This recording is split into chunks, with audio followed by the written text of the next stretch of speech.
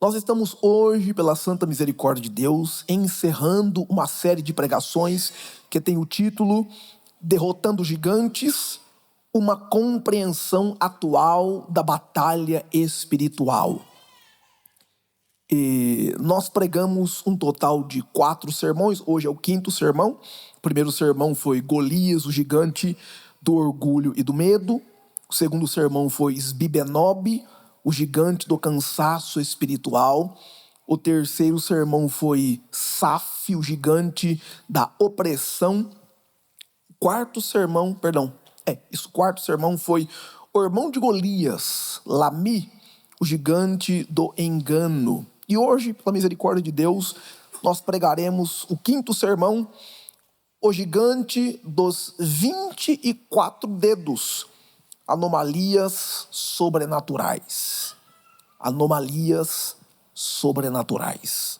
Leia comigo 2 Samuel 21, do 20 ao 22, e depois 1 Crônicas 20, do 6 ao 8. O primeiro texto diz assim: Houve ainda também outra peleja em Gate, onde estava um homem de alta estatura, que tinha em cada mão 6 dedos, e com cada pé outros 6, 24 ao todo. E também este nascera do gigante, e injuriava a Israel. Porém, Jonatas, filho de Simei, irmão de Davi, o feriu. Estes 4 nasceram ao gigante em Gate, e caíram pela mão de Davi e pela mão de seus servos. Vamos em 1 Crônicas 20, versos 6 a 8. O texto é uma narração, uma repetição da narração de Samuel com alguns adendos para que haja uma compreensão melhorada. Lemos assim: Houve mais um combate em Gate, e lá se achava um homem de grande estatura, que tinha 24 dedos, 6 em cada mão e em cada pé.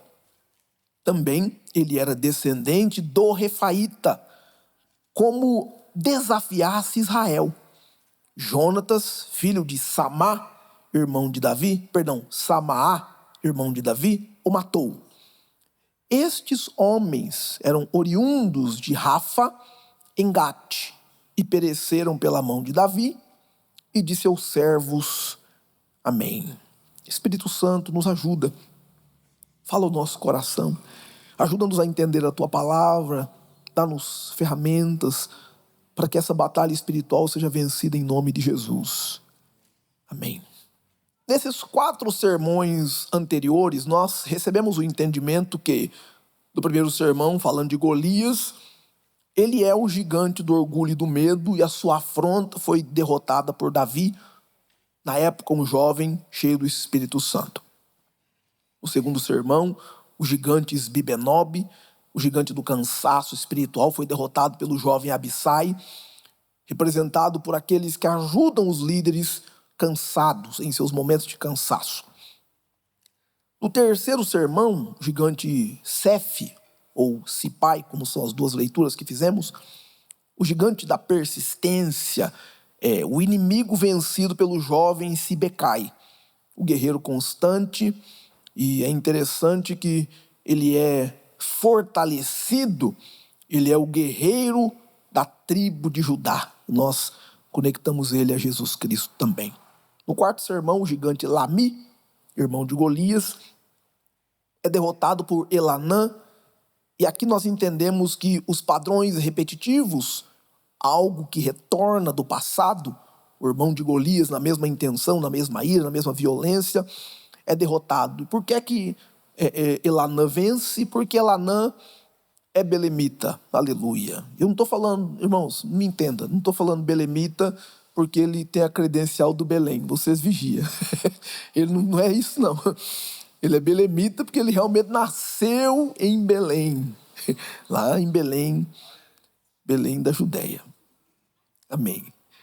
Hoje nós estamos entrando nesse entendimento para falar deste desse quinto gigante, e nós começamos pela premissa de que ele não tem nome. Nenhum dos textos revela o nome desse gigante. Perceba que todos os outros tinham nomes, mas esse gigante não tem nome. E a batalha agora não é em Gezer, a batalha não é no Vale de Elá, a batalha não é na fronteira com os filisteus, a batalha é em Gate. Gate é território filisteu, é dentro de casa. E ao olhar a localização dessa planície, a planície de Cefelá, que é onde Gate está localizada, é próximo à fronteira das colinas de Judá, e aí a história de Golias está a alguns quilômetros dali, pouquíssimos quilômetros daquela região, porém dentro do território do inimigo. O texto que nós lemos ainda revela a ideia de um homem de alta estatura, ou seja, ele é verdadeiramente um gigante. E a descrição adicionada a ele, que seria o Ish Midot, que é o homem de alta estatura, é literalmente combinada com o Sesh Vavesh, que é 6 dedos, 6 dedos. A descrição deste homem, 6 dedos, indica duas coisas: anomalia, deformidade e terror. Entre o povo de Deus, aquilo foi contemplado, foi visto como algo terrível. Esse homem, esse gigante, foi capaz de amedrontá-los mais do que os demais. Tanto que a sua ideia de descendente do gigante lida literalmente como o filho original do Refaíta, o filho dos Refaíns.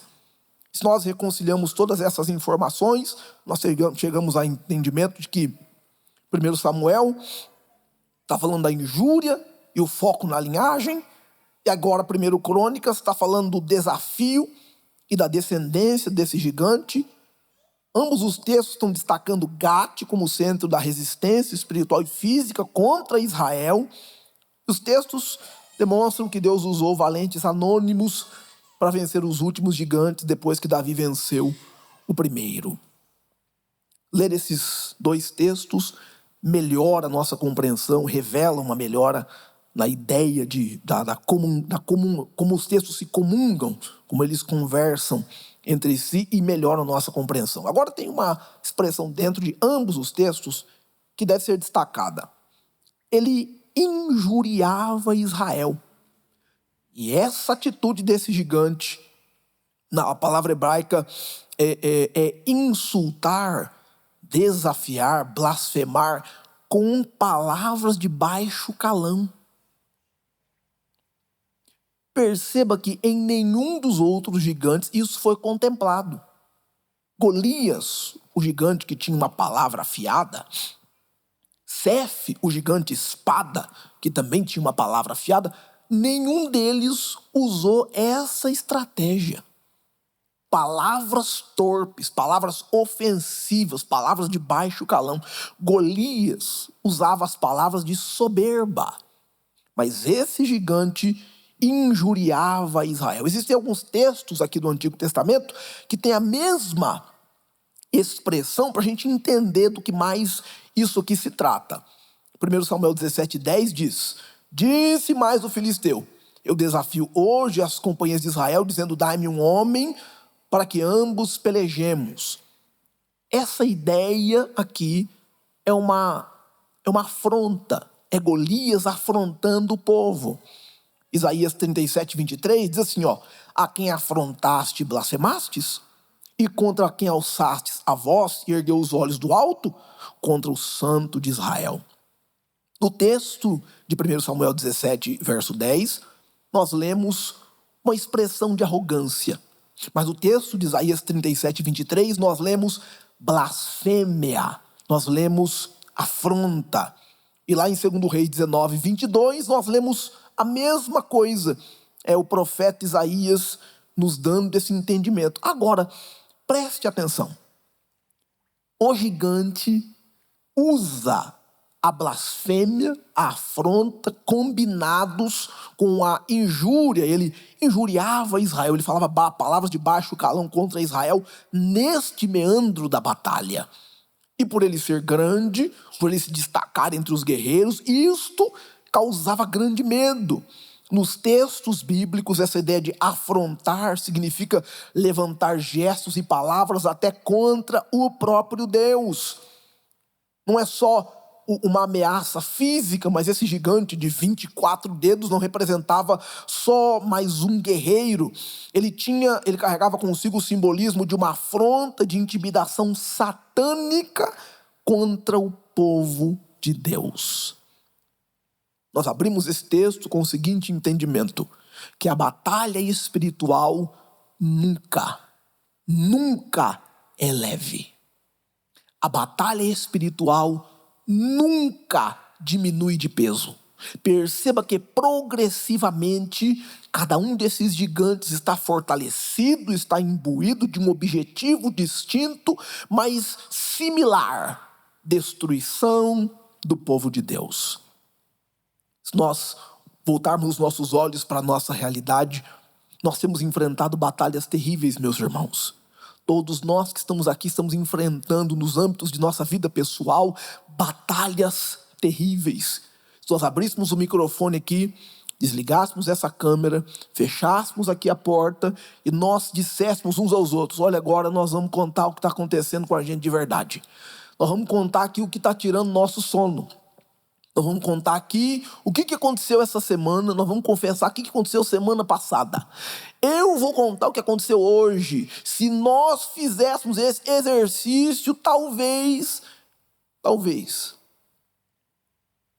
no primeiro ou no segundo relato, a gente já ia estar chorando.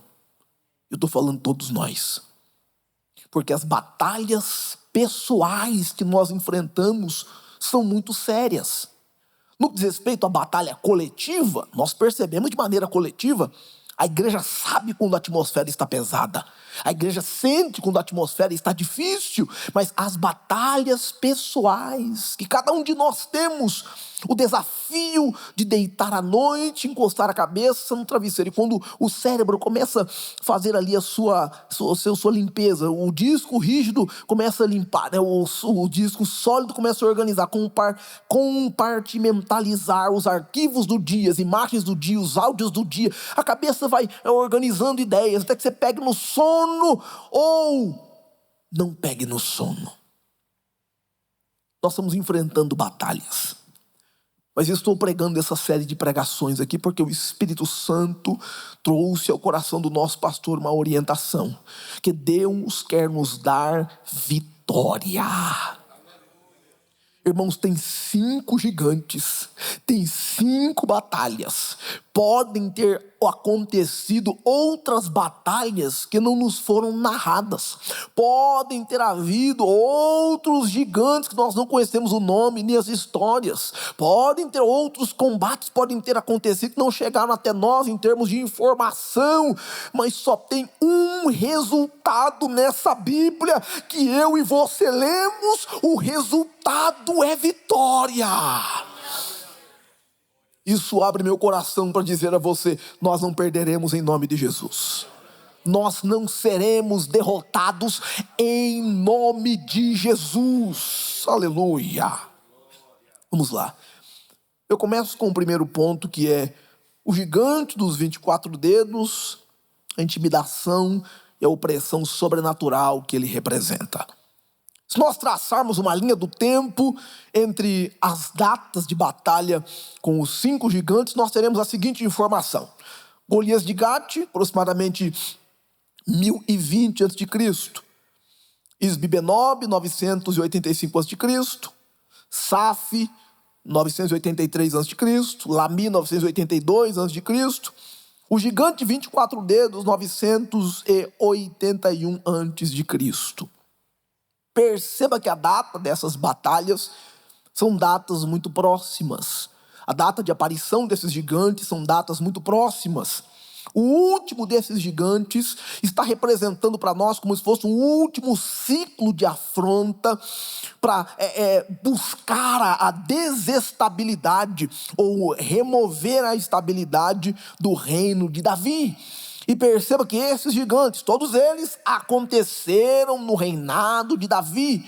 Davi tinha uma coisa com gigantes, havia ali um mistério com gigantes. Todos eles, depois que Golias foi derrotado, depois que um gigante foi vencido, eles tinham uma dívida de vingança contra o rei Davi. Se nós observarmos o mundo dos gigantes na literatura judaica, nós começamos a aprender que nessa literatura eles são conhecidos como os Refaíns, como os Enaquins, os Nefilins, os descendentes dos povos cananeus, em Gênesis 6, verso 4, Deuteronômio 2, verso 20 a 21, e todos os textos lá do Antigo Testamento, comentados pelos rabinos, pelos os escritores, os contos do Talmud, levam a um entendimento de que estes gigantes, eles eram desfavoráveis a Israel.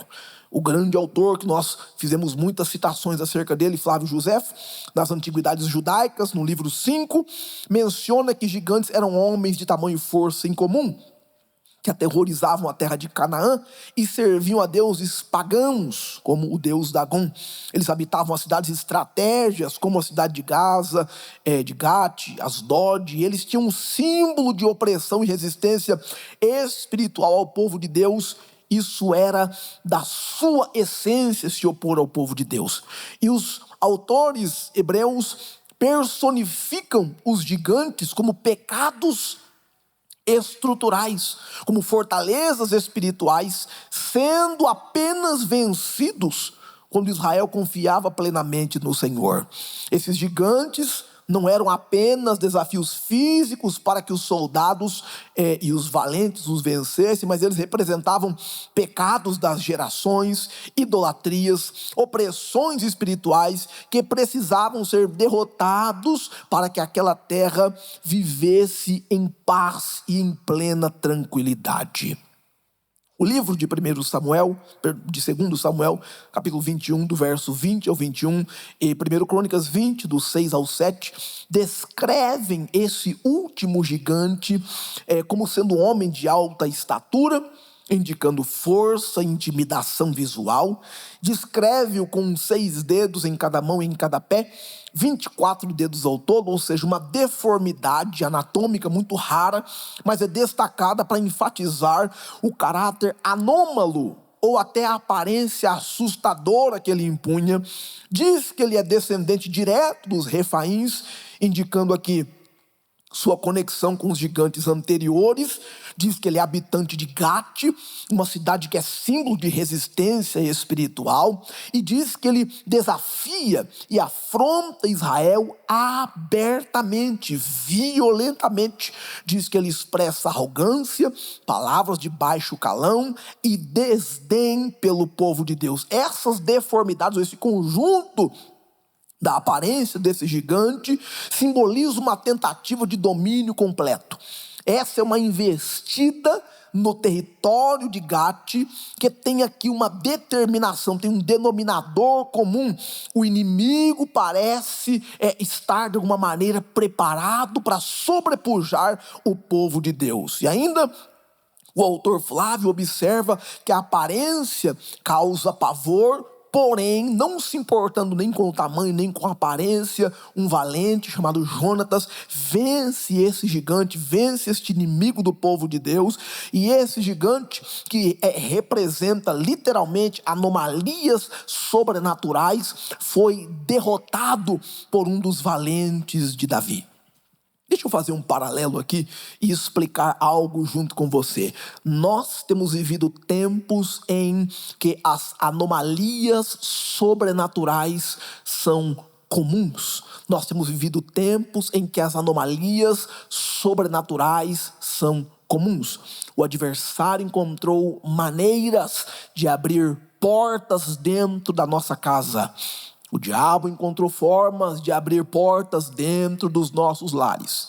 O adversário encontrou maneiras de abrir porta dentro dos nossos relacionamentos. O adversário encontrou formas de abrir porta dentro da nossa própria, do nosso convívio, do nosso dia a dia, do nosso trabalho. E ao observar essas coisas mais de perto, nós podemos concluir que anomalias sobrenaturais têm acontecido.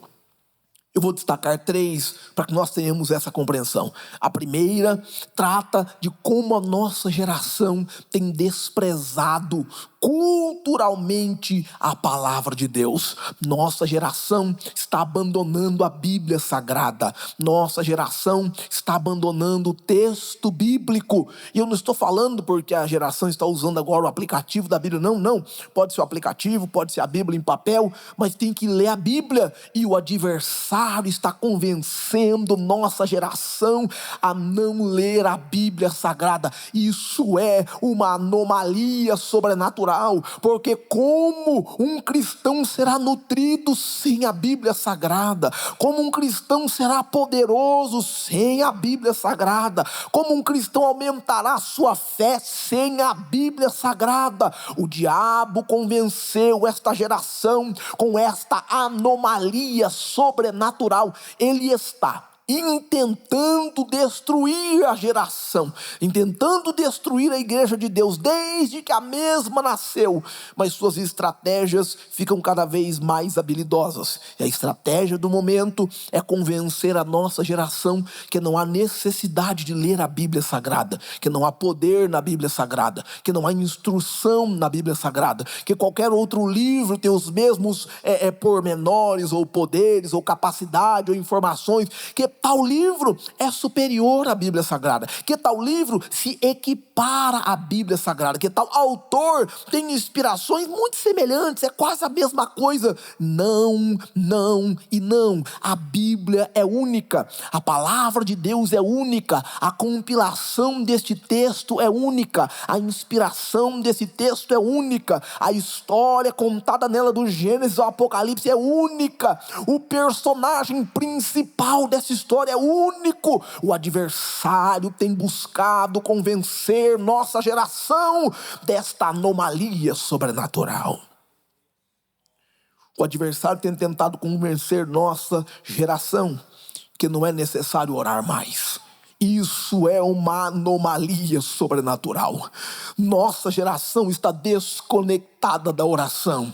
Aqui na igreja, nesse quadro, dessas 4 paredes, orar é bonito, orar é lindo, porque a gente faz uma cara bonita, a gente se posiciona, nós usamos palavras como amantíssimo, eterno Deus e glorioso Pai, nós, sacrossanta benevolência provém de nós usamos tudo que é bonito, e nós nos aproximamos de Deus aqui, mas lá em casa, quando tem que fechar a porta e descer com a cara no pó, ou até no travesseiro, e contar as reclamações do dia a dia, eu nunca vi ninguém orando aqui na igreja em voz alta: Senhor, perdoa as mentiras que eu contei semana passada, me ajuda, Senhor, a desver o que eu vi, porque olha, está difícil, eu nunca vi ninguém orar aqui dentro da igreja, nunca vi ninguém orar: Senhor, eu estou devendo, olha, eu não pretendo pagar, está difícil, olha, essa história aí não desceu para mim ainda, eu nunca vi ninguém orar aqui na igreja: Senhor, perdoa as fofocas que eu contei mesmo, mandei os prints, mandei tudo, mas Senhor me perdoa, olha, aconteceu, eu errei, eu nunca vi. Por isso que a oração que se faz aqui na igreja, uma oração congregacional, é o convencimento. O adversário está conseguindo convencer a nossa geração que a oração no particular, que a oração no secreto, que a oração com a porta fechada, que a oração dentro de casa é desnecessária, e quanto menos se ora, menos intimidade com o Pai, quanto menos se ora, menos conexão com Deus, quanto menos se ora, menos autoridade espiritual. O adversário está convencendo essa geração. O adversário ainda tem mais uma, porque ele tem convencido essa geração que adoração é coisa de gente melindrosa, O adversário tem convencido essa geração que uma adoração extravagante é coisa de gente desocupada. O adversário tem convencido essa geração, e isso é uma anomalia sobrenatural. Como que nós nos aproximamos de um Deus tremendo e poderoso e não nos rendemos diante dele, não nos rasgamos diante dele, não abrimos nosso coração de verdade? Há um exemplo dado por um pastor muito antigo, não me recordo agora seu nome, mas ouvi esse exemplo há muitos anos. Eu vou tentar repetir aos irmãos. Esse exemplo lida com a ideia de que se eu sair daqui agora, ficar ali na Paulo de Avelar, esperando com os braços abertos, e vai descer um caminhão 1113, porque a Paulo de Avelar é inclinada, vai descer um 1113 ali, e ele vai encontrar comigo, e eu vou ficar ali de braços abertos, e ele vai passar por mim, ou por cima de mim, alguma coisa vai acontecer, e eu entrar aqui de volta, e dizer a vocês, irmãos, eu encontrei um caminhão ali fora, ele passou por mim, mas olha, nada me aconteceu. Das duas, uma, ou um grande milagre aconteceu, ou eu sou um tremendo mentiroso, porque ninguém vai acreditar que eu encontrei com um caminhão, e fiquei do mesmo jeito. De igual modo, como é que eu posso dizer que eu encontrei com o soberano do universo, que eu encontrei com o Deus criador do céu, da terra e daquilo que nem é matéria detectável, que eu encontrei com o Deus que expandiu tudo com o poder da sua palavra, eu encontrei com aquele que é, que pode, que faz, aquele que está fora do tempo, aquele que prevê o começo e o fim de tudo? Como eu posso dizer que encontrei com ele, mas eu não fui transformado, eu não fui mudado, eu não fui impactado, eu não fui revirado? O nosso encontro com Deus tem que gerar alguma coisa. O adversário está convencendo nossa geração que encontrar com Deus é comum, que encontrar com Ele, que está na presença dEle, é algo mecânico. A adoração está sendo... O adversário tem anomalias sobrenaturais, mas eu vim pregar a você essa noite que esse gigante vai cair em nome de Jesus. Vai cair em nome de Jesus. Ele vai cair em nome de Jesus. O Senhor Deus nos dará vitória. Alguém pode dizer aleluia? Aleluia, aleluia. Na segunda etapa, ou no segundo ponto deste sermão, eu quero destacar o valente que venceu o gigante, Jonatas, filho de Simeia. Mas esse jovem, o pai, na verdade, de Jonatas, tem 3 nomes: Simeia, Samar e Saamá. Nós vamos escolher só Samar, para chamar ele de Samar, que é o mais conhecido. Esse jovem chamado Samar é irmão de Davi, pai de Jonatas. E eu vou começar por ele, porque a história do pai revela algumas coisas sobre a história do filho. O nome, o significado deste nome, Simeia, quer dizer Jeová ouve, ou ouvido por Jeová. E aqui, este nome denota uma expectativa espiritual de que Deus ouve os clamores dessa família, que Deus ouve a oração dessa linhagem, a linhagem messiânica que se origina, que se reagrupa uma vez mais através de Jessé, que é filho do servo de Deus, o irmão Boaz. Esse nome denota experiência espiritual de que, além de Deus ouvir os clamores, existe uma posição nessa família que precisa ser destacada. Ele é listado como irmão de Davi no texto de 1 Samuel 16 e o versículo 9, e também em 1 Crônicas 2, verso 13, onde há uma organização dessa identidade familiar. Vamos primeiro a 1 Samuel 16, do verso 6 ao 9, é o episódio onde Davi é ungido, e o texto diz: e sucedeu o quê? Entrando eles, viu a Eliabe e disse: certamente está perante o Senhor o seu ungido. Porém o Senhor disse a Samuel: não atentes para a sua aparência, nem para a grandeza de sua estatura, porque tenho o rejeitado, porque o Senhor não vê como vê o homem, pois o homem vê o que está diante dos olhos, porém o Senhor olha para o coração. Então chamou Jessé a Abinadab e o fez passar diante de Samuel, o qual disse: nem a este tem escolhido o Senhor. Então Jessé fez passar a Samá, porém disse: tampouco a este tem escolhido o Senhor. Diante do episódio da unção de Davi, os filhos de Jessé foram convidados a passar diante de Samuel, porque Samuel disse a Jessé: na sua casa tem um rei. Então, por ordem de idade, Jessé fez passar todos os seus filhos diante do profeta. Samuel, ao escrever este conto de 1 Samuel, essa história de 1 Samuel, ele não destaca o nome dos demais filhos, por não haver importância na sua ótica em contar todos os nomes até que chegasse a Davi. Mas ele faz questão de destacar o primeiro filho, o segundo filho e o terceiro filho. Por que isso? Tecnicamente, o primeiro filho, o primogênito, é a herdade do pai. O segundo filho, ele é pós ao primogênito, ele é o segundo em comando. E o terceiro filho não é apenas o terceiro em comando, mas ele é responsável por cuidar, por manter, para que os dois primeiros filhos estejam bem. Caso eles não estejam bem, caso eles não prosperem, caso não haja futuro, caso eles percam sua vida, alguma coisa aconteça, então ele é imediatamente colocado sobre os demais. A partir do terceiro filho, na cultura judaica, existe um nível de importância diminuído. Por isso Samuel destaca o primeiro, o segundo e o terceiro filho. Samá é o terceiro filho. Mas 1 Crônicas 2, versos de 12 a 15, nos diz toda a herdade de Jessé. O texto diz: Boaz gerou Obed, Obed gerou a Jessé, Jessé gerou Eliabe, seu primogênito, Abinadab o segundo, Samá o terceiro, Natanael o quarto, Radai o quinto, Assom o sexto e Davi o sétimo. Esses são os 7 filhos de Jessé. E de acordo com alguns autores, Jessé teve 8 filhos, dos quais Simé é o terceiro após Eliabe e Abinadab.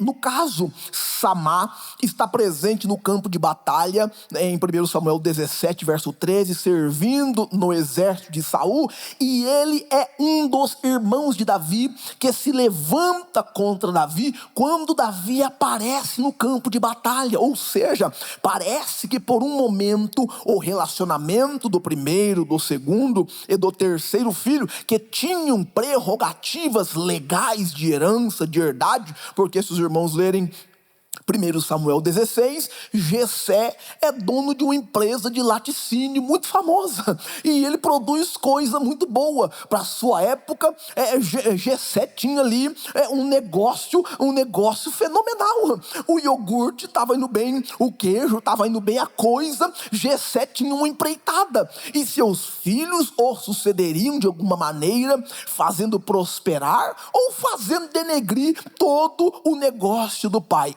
Então, quando a unção de Samuel cai sobre Davi, e não sobre o primeiro, sobre o segundo ou sobre o terceiro, existe uma disputa natural. Então Samá está envolvido naquele conluio contra Davi, em 1 Samuel capítulo 17. Porém, se nós lermos o verso 28, Eliabe, irmão mais velho, ouvindo falar aqueles homens, acendeu-se a ira contra Davi. Indica que os 3 irmãos, que já eram soldados, estavam no campo de batalha.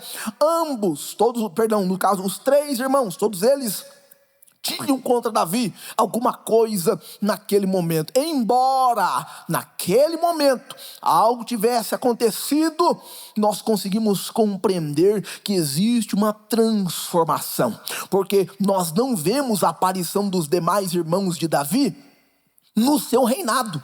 No caso, o único irmão que aparece mais no reinado de Davi, depois que Davi foi levantado rei, depois que Deus lhe deu vitória, é o irmão chamado Samá. Samá aparece várias vezes. É como se houvesse reconciliação entre Samá e seu irmão Davi. É como se Samá tivesse reconhecido: olha, eu sou o terceiro filho, há uma responsabilidade familiar sobre mim, mas uma unção caiu na cabeça desse meu irmão mais novo, e eu vou colaborar com ele, eu vou trabalhar com ele, eu vou ajudar ele, porque não importa que ele é mais novo do que eu acredito que foi derramado azeite sobre a sua cabeça, e ele é o rei de Israel, aleluia.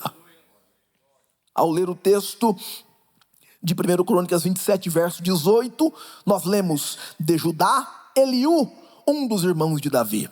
Alguns rabinos interpretam Eliú para Eliabe, ou uma referência conjunta da participação dos irmãos na herança de Davi, dos irmãos de Davi. Se Davi é o mais novo, como é que ele é o pivô? Como é que ele é o citado como tendo seus irmãos em coadjuvância a ele? É porque a unção caiu sobre ele e seus irmãos tiveram que reconhecer que Deus verdadeiramente o usava. Não é Eliabe e seus irmãos, não é o primeiro e os demais 7, não. É Davi o último e seus irmãos, e Deus é glorificado. Eu faço um parêntese para te dizer que Deus levanta quem Ele quer e Deus coloca em cima quem Ele quer. Deus tira lá de baixo e põe em cima, Deus traz de longe e põe aqui perto. Deus levanta você, Deus exalta você, e a glória pertence a Ele. Alguém pode dizer aleluia?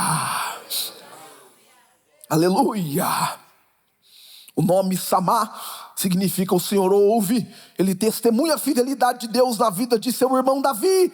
E apesar das dívidas iniciais de gratidão e de reconhecimento, essa família é alcançada pelo impacto do reinado ungido de Davi. E a história de Samá é de não rejeitar o que Deus está fazendo, é de não rejeitar quem Deus está usando, e Deus é glorificado por isso. Mas agora eu quero convidar você a aprofundar o nosso entendimento nessa família, porque Samá é, no texto que nós lemos, pai de Jonatas, é pai deste jovem que vence o gigante de 24 dedos. Porém, Samá tem mais um filho. E se nós olharmos para os 2 filhos de Samá, nós precisamos fazer um entendimento catedrático da informação que essa família nos dá, porque aqui o Espírito Santo tem uma revelação para nos entregar. O primeiro filho de Samá se chama Jonadab. Segundo Samuel 13, versículo 3, diz assim: mas Aminon tinha um amigo chamado Jonadab, filho de Simeia, ou Samá, irmão de Davi. Jonadab era muito sagaz. O texto diz que Jonadab, filho de Samá, era muito sagaz. Agora, o segundo filho, Jonatas, aquele que vence o gigante, aparece lá em 2 Samuel 21, verso 21. Quando ele desafiou a Israel, falando do gigante, Jonatas, filho de Simeia, ou Samá, irmão de Davi, o matou. Aqui há que haver um discernimento, porque existem 2 personalidades em 2 filhos do mesmo homem de Deus. Existem 2 personalidades nos 2 filhos deste homem de Deus. Vamos começar com Jonadab. Jonadab é considerado o sagaz, sem temor a Deus. O nome e as características pessoais dele se destacam, porque o nome dele quer dizer o Senhor é generoso, mas ele se comporta astuto, inteligente, estrategista, sendo descrito como alguém de grande sagacidade, mas sem temor ao Senhor. Sua inteligência se tornou um instrumento de destruição, porque há uma influência dele no reinado de Davi e sua relação com seu pai, com o primo que ele tinha como um grande amigo, o filho de Davi, chamado Aminon. Jonadab tinha acesso ao palácio, acesso aos filhos do rei, e seu pai Samá parece não ter intervido ou se correlacionado com o filho, para que trouxesse para esse rapaz, ou da parte do rapaz, houvesse uma comunicação com este pai, porque é muito distinta a aparência ou as características desse filho para o outro filho de Samá. A sua proximidade com a realeza deu a ele influência, mas a sua influência sem responsabilidade contribuiu para a tragédia na casa de Davi. Se nós olharmos o texto de 2 Samuel 13, do verso 1 ao verso 39, o evento que ele participou é uma tragédia familiar, porque o texto relata que Aminon, filho primogênito de Davi, era filho de Ainoã, de acordo com 2 Samuel, capítulo 3, verso 2, ele se apaixonou de maneira obsessiva por Tamar, sua meia-irmã, filha de Maca, que era mãe de Absalão. Jonadab, o amigo de Aminon, Jonadab, o filho de Samá, ao invés de intervir nesta situação, porque aquilo que estava prestes a acontecer, a paixão desenfreada e obsessiva de um irmão por sua irmã, seria uma catástrofe dentro de Israel. Ao invés de intervir, Jonadab aconselhou Aminon a fingir estar doente e pedir para que seu pai, quando viesse visitá-lo: papai, eu estou doente, envia minha irmã Tamar, porque ela cozinha muito bem.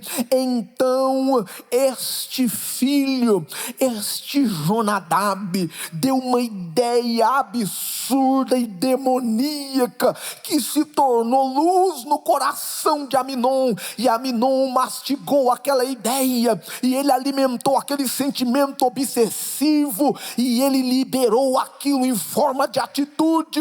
Ele fez o que Jonadab orientou, ele seguiu o conselho de uma pessoa sagaz, mas sem direção de Deus, de uma pessoa esperta, mas sem sabedoria, de uma pessoa que tinha conhecimentos práticos e técnicos, e eu vou sugerir que isso está ligado diretamente com a manipulação emocional, porque era isso que Jonadab estava propondo, para que Aminon manipulasse emocionalmente as pessoas que estavam à sua volta, para conseguir aquilo que queria. Aminon, você é filhinho do papai, você é o primogênito, você é o primeiro, você precisa chorar um pouco, e quando você chorar, o seu papai vai fazer o que você está pedindo, e vai mandar a sua irmã aqui, e aí você já sabe o que fazer. Foi exatamente o que Aminon fez, e o texto diz que ele abusou sexualmente de sua própria meia-irmã, trazendo a ela vergonha, e ela se despiu diante dele por ordem dele, foi despida por ele, abusada por ele, foi levada à recâmara, tratada como uma prostituta, e ela pediu socorro, ela sentiu medo, ela sentiu nojo, ela ficou em desespero, mas o texto, se você continuar lendo, diz que do mesmo jeito que ele a amava obsessivamente, depois de tê-la possuída, depois de ter abusado da moça,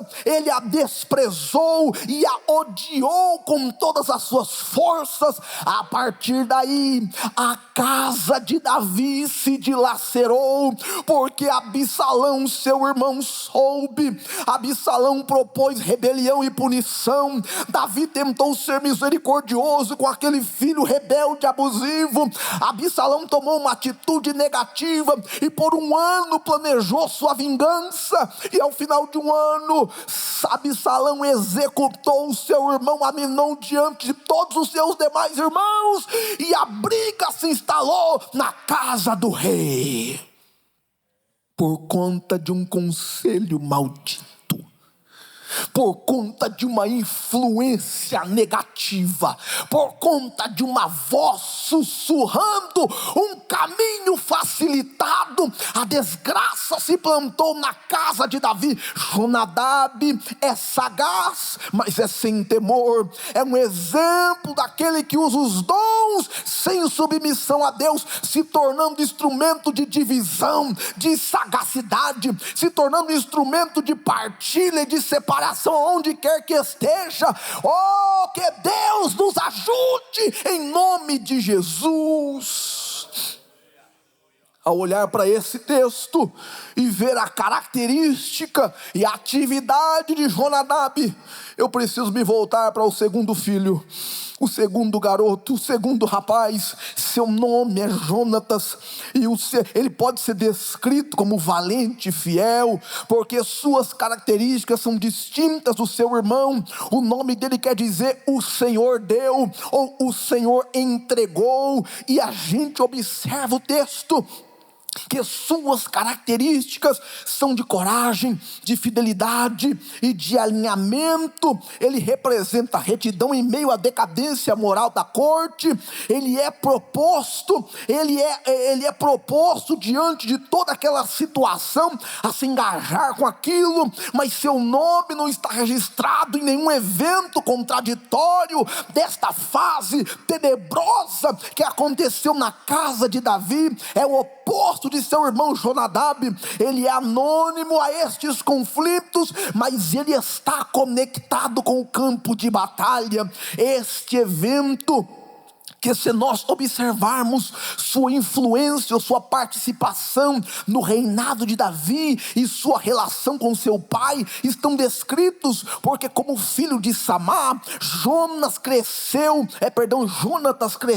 no ambiente de batalha, vendo Davi liderar Israel com coragem e com dependência de Deus, diferente de seu irmão Jonadab. Esse Jonatas, esse rapaz, ele cresce em força e coragem, e ele observa. Ele não é muito mencionado no texto, mas ele está entre os valentes que consolidaram paz no meio do povo de Israel, por estar no lugar certo, na hora certa. E se nós observarmos o evento que narra a sua participação, segundo Samuel 20, ele está dentro do território do inimigo, ele está dentro de Gate, ele sai do conforto da sua cidade, do território de Judá e de Israel, e vai até as fronteiras, dentro da casa do inimigo, e ele está pelejando contra os refaíns, contra os filisteus, contra os inimigos de Deus. É o gigante, o grandão, o violento, aquele que estava proposto a dominar e conquistar, se levanta contra ele, e em um determinado momento da batalha, este jovem sai em busca deste filisteu resmungão, sai em busca deste filisteu que afrontava. Ele observa e ele prepara, sabendo que é o momento estratégico de aplicar um golpe especial, e ele não recua diante dessa batalha.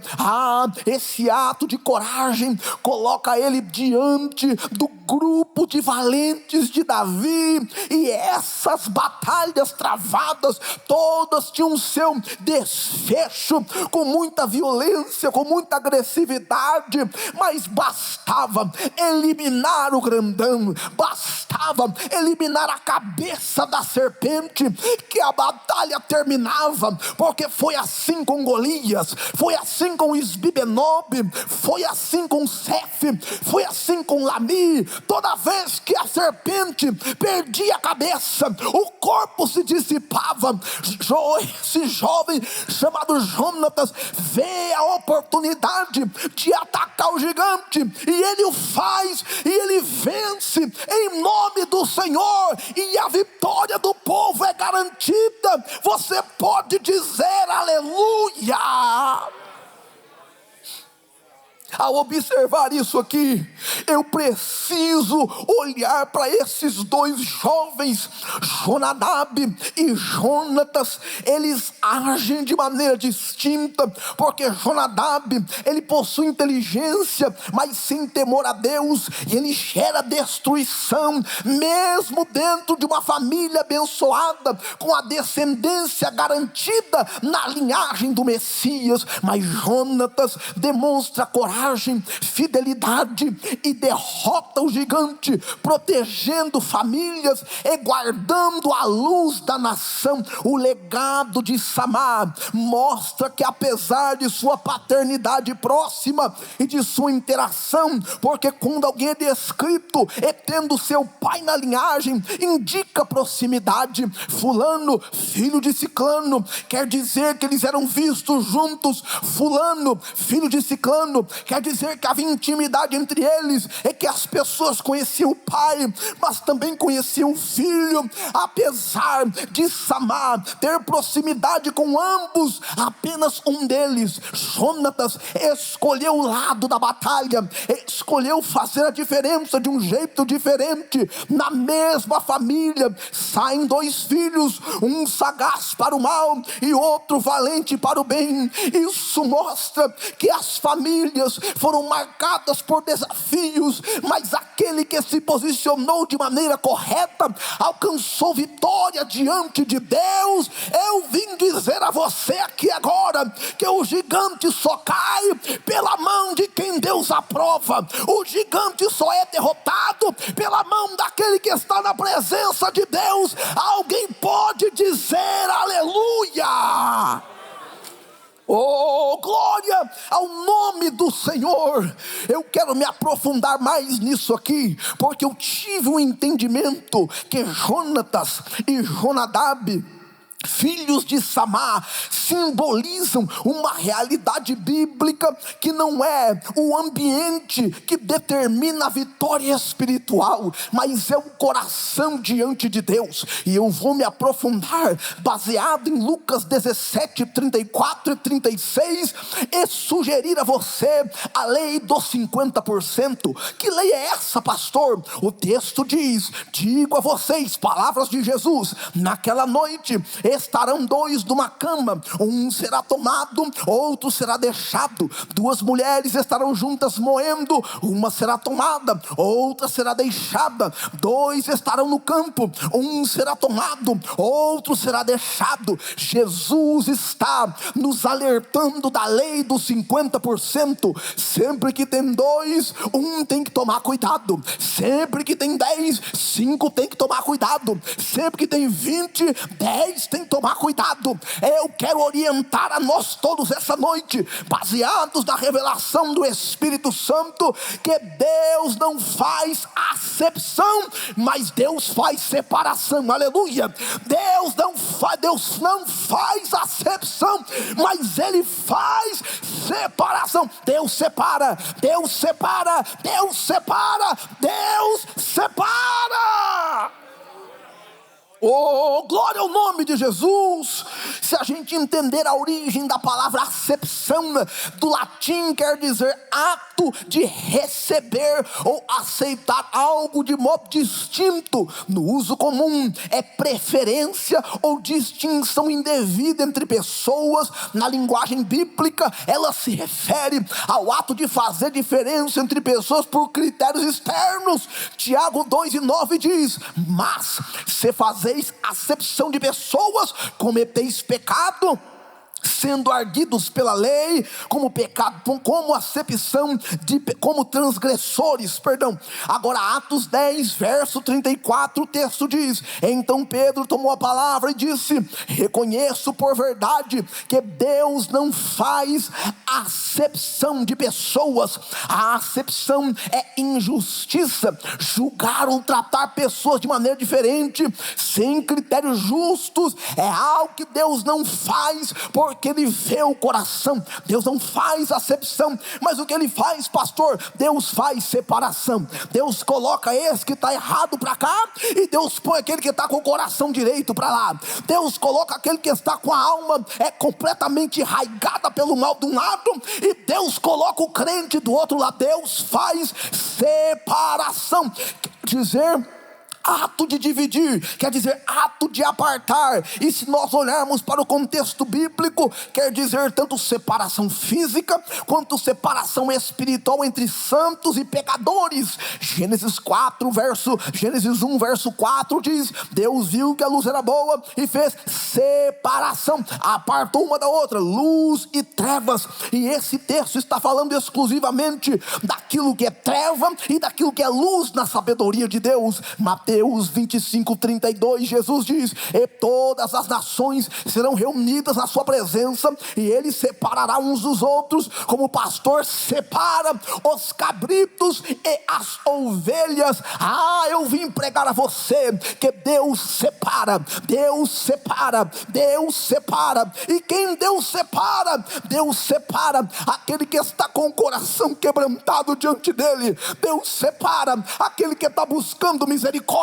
Deus separa aquele que se arrependeu. Deus separa aquele que buscou a presença do Senhor. Eu desejo que você seja aquele que Deus separou para perto, aquele que Deus separou para si, aquele que Deus separou para a sua obra, aquele que Deus separou para o chamado. Você pode dizer aleluia! Oh, glória ao nome de Jesus. E nesse âmbito de te dizer que Deus separa, normalmente há um padrão bíblico que diz que Deus separa o mais novo. Aleluia. Eu vim pregar para os filhos mais novos aqui agora. Deus separa o mais novo. Deus separa aquele que é considerado o pequeno. Deus separa aquele que é por lógica o último. Deus separa aquele que é considerado menos provável. Deus separa aquele que pode ser considerado mais fraco. Deus separa Abel, Deus separou de Caim. 7, Deus separou dos demais filhos. 100, Deus separou sobre Cã e Jafé.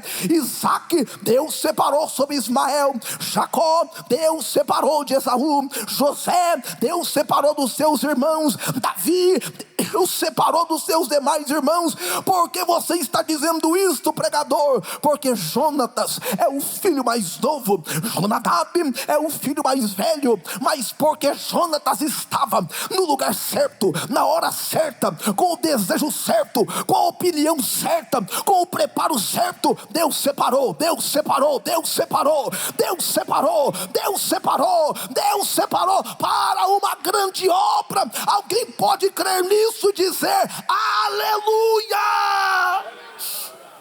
Oh, glória ao nome de Jesus. Deus escolhe aquele que está com o coração quebrantado. E eu quero fazer aqui um paralelo, que Jonadab era amigo de Aminon, o príncipe pervertido, mas Jonatas é aliado dos valentes do rei, e ele não está ao lado dos príncipes da corrupção. Jonadab se associa aos ambientes de fofoca e intriga no palácio, mas Jonatas está perto do campo de batalha. Jonadab possui conselho sagaz, mas Jonatas possui coragem e obediência. Jonadab está no palácio, mas Jonatas está no campo de batalha. Jonadab usa a palavra para a maior cilada da Bíblia, mas Jonatas honra a espada que ele foi entregue e promove a libertação de Israel de seu último inimigo. Jonadab envergonha o nome do pai,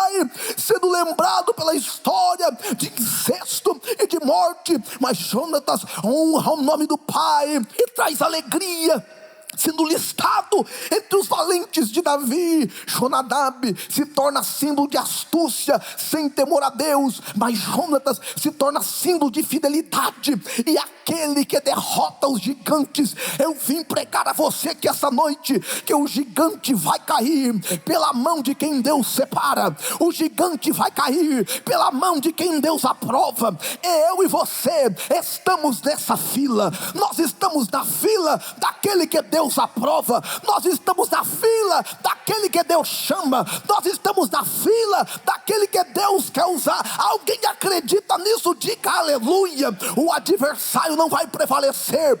Ele não vai convencer você do contrário. Ele não vai envergonhar o nome do seu pai e da sua mãe. Ele não vai trazer derrota e desgraça para a sua família. Mas vitória, vitória, vitória, vitória. Haverá uma memória de vitória no seu sobrenome, porque Deus nos dará esta vitória. Alguém pode dizer a palavra aleluia? Oh glória, glória ao nome do Senhor Jesus, aleluia. Oh glória, obrigado Senhor, obrigado Jesus. Oh glória, glória ao nome de Jesus, aleluia. Glorificado seja o nome do Senhor. Deus nos congregou aqui essa noite, irmãos, para declarar sobre nós um manto de vitória e conscientizar-nos da nossa habilidade e da nossa potencialidade no reino. O inimigo será derrotado e a vitória é nossa em nome de Jesus. O gigante cai pela mão de quem Deus aprova. Deus está chamando você para ser um Jonatas aqui essa noite, para enfrentar o gigante que tem 24 dedos, ou seja, é um gigante intimidador, é o último gigante, é um gigante violento, é um gigante com palavras maliciosas, é um gigante que tem palavrões para dar e vender. Mas Deus está chamando a mim e você para a gente enfrentar esse gigante e derrubá-lo em nome do Senhor, e derrotá-lo em nome de Jesus, e derrotá-lo em nome. Vai cair da sua casa, vai cair do seu ambiente de trabalho, vai cair da sua igreja, vai cair daquela vizinhança, vai cair dos seus amigos. Esse gigante não prevalecerá na sua vida, em nome de Jesus. Em nome de Jesus. Alguém pode se colocar de pé? Eu quero que você declare comigo essa verdade aqui essa noite, porque Deus quer nos ajudar a derrotar esse gigante. Vamos lá, levante a sua mão e comece a orar comigo. Diga: Deus, me dá vitória. Deus, me dá vitória. Me dá vitória. Me dá vitória, Jesus. Eu quero vencer. Eu quero derrubar esse gigante. E eu desejo que o teu nome seja glorificado. Oh, aleluia! Aleluia, aleluia, aleluia, aleluia.